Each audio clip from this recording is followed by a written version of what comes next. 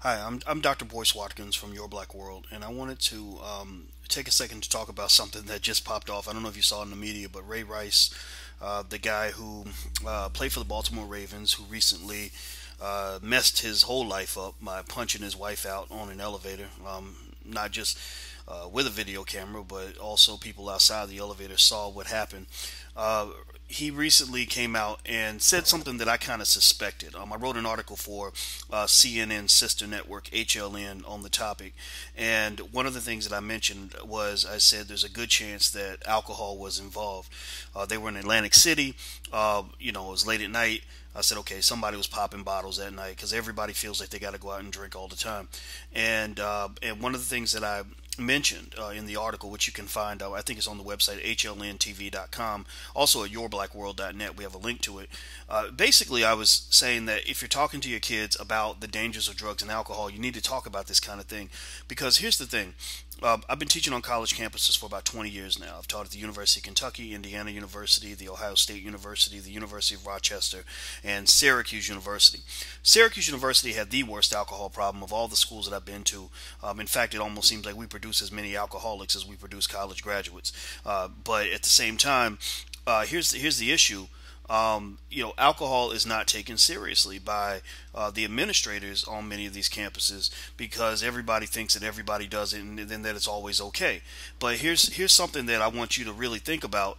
If you are intelligent enough to be an open-minded person, now if your whole life is built on following the crowd, then fine, go follow the crowd and let the crowd lead you wherever the crowd's going to go. But if you're smart and you want to avoid problems like this in your life, then hopefully you'll at least give some heedance to what I'm about to say to you. Alcohol is incredibly dangerous. In fact, there was a study that said that alcohol is the most dangerous drug on the planet. That means it's more dangerous than crack. It's more dangerous than heroin. It's certainly more dangerous than weed. It's more dangerous than any drug out there. So you got to ask yourself, well, why is it that alcohol is considered worse than crack and heroin and all these hard drugs? The reason that it's considered worse is because we are so lenient when it comes to alcohol consumption. We think that because everybody does it, that it must be okay. But just because everybody does it does not mean it's okay. But so what happens is you're letting this drug in through the back door, meaning you're letting your kids run off to college and turn into little alcoholics at the age of 18, 19. I know 40-year-old men who took their first drink on a college campus as college freshmen 20-something years ago, and they're still alcoholics to this day. Now, being an alcoholic, being a drunk, getting drunk off your ass when you're 19, 20 years old, it might seem cool at the time, but it's not cool to be a 40-year-old alcoholic. There's nothing cool about that. Your family doesn't like you. You end up doing stupid crap, and then you end up apologizing the next day to all the people you love because of something stupid that you did while you're under the influence. I have had countless people, many of them attorneys, unfortunately. I don't know why. I don't know what it is about the legal profession, but alcohol pours a little more regularly in the legal profession than other professions. But I've had at least two attorneys and several other people literally write letters to us at Your Black World and say, you covered a story about something that I did while I was drunk, and I'm just I'm begging that you take it down because it's going to ruin my reputation. And because I think there was some prominent black attorney in New York, she got drunk and was mad about something with her boyfriend, so she cussed out the cops and said, eat my blankety blank, and threw her panties up in the air. And this was a distinguished woman. This was a successful attorney. So here's what I propose for something for you to consider, especially for young people who don't drink yet.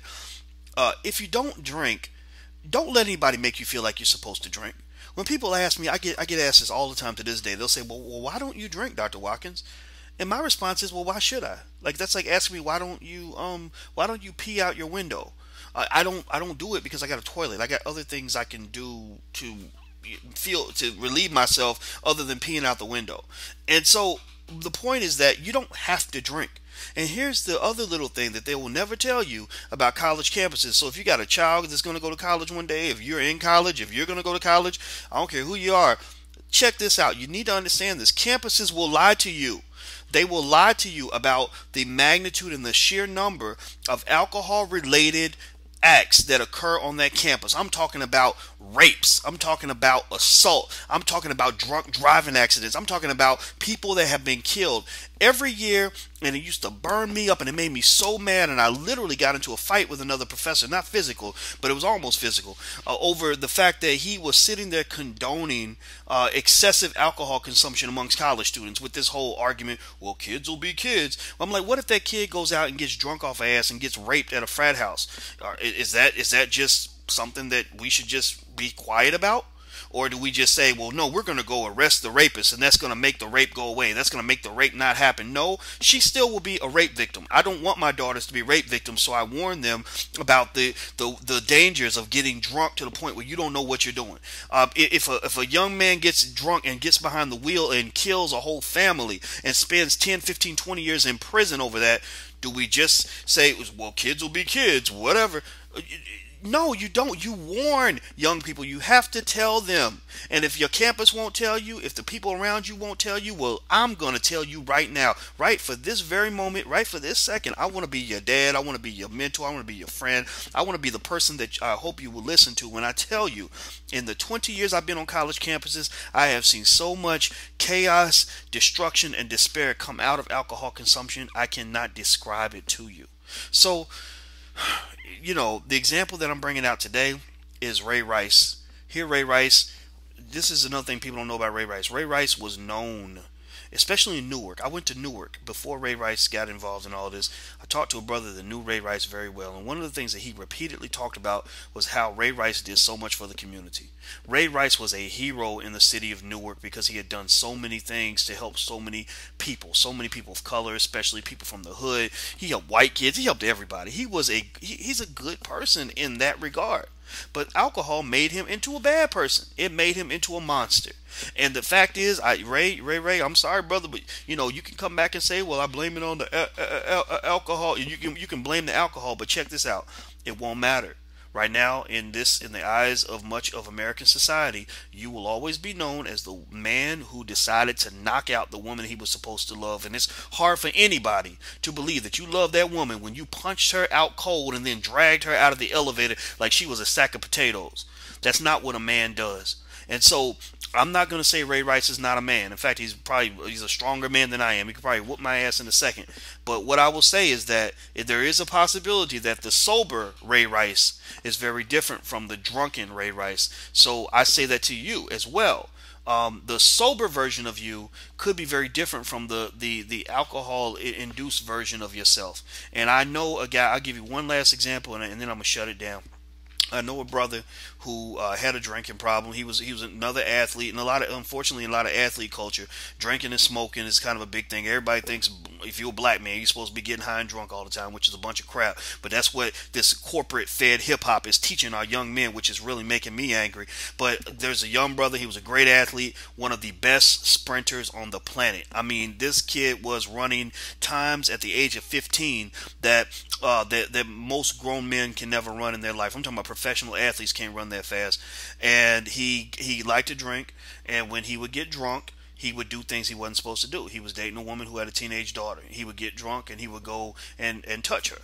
And the thing is that he, later on he said that this is something he never would have done when he was sober. And I've seen men behave differently. Women too. People behave differently sexually when they are drunk. When people drink, their what do they call it? Their obstacles to action kind of go down. I don't know the right word here. Inhibitions. There you go. Their inhibitions start to reduce, and they do things that later on they regret. And so anyway, he touched this little girl maybe 4 or 5 times when he was drunk, and they gave this man a 75-year prison sentence. He has to do half of that time before he can even be eligible for parole. That means that for 37 and a half years, this brother will be in the penitentiary. And he was one of the best athletes in the world. A smart young guy in his mid-20s. He had his whole life ahead of him. Now his whole life will be spent in a prison jumpsuit. Now you got to ask yourself, do you want to wake up one day and realize that while you were out of it, you don't even remember what you did, but wake up and find out from somebody that you murdered somebody, or that you molested somebody, or that you committed a crime that you're going to have to pay for the rest of your life, and you don't even remember doing it, but yet you're going to be held accountable for the actions of a person that you don't even recognize? I don't think you want to live like that. I saw the saddest video of a young brother who was 19 years old, and he liked, like a lot of young dudes, he was, he wanted to hit the weed. So he hit the weed. Guy handed him a joint. He smoked it. He didn't know the weed was laced with PCP. As a result, he said that he didn't remember the next 8 hours of his life, and he found out that during that time he had killed somebody, he had assaulted several people, and he had done a whole lot of other things that really shocked him. And I think that these are warning signs. These are warnings about the dangers of drugs and alcohol. You cannot get involved in this stuff if you care about your future. And so, if you want to know why I don't drink, don't smoke, don't mess with any of that stuff, it's because the best thing I ever had going for me was up in here. And so I said to myself, you know what? I got something good going. I'm not going to mess it up over something stupid. And I think with Ray Rice had more going for himself than almost anybody we know. And now he lost it all because he did something stupid. So don't let one stupid moment ruin a lifetime of hard work.